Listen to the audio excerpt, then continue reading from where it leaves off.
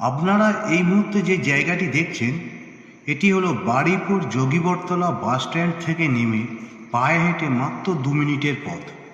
পিচের রাস্তার গায়ে সুন্দর পরিবেশে ছোট বড় জায়গা বিক্রি আছে। এই নাম্বারে যোগাযোগ করুন। ধন্যবাদ।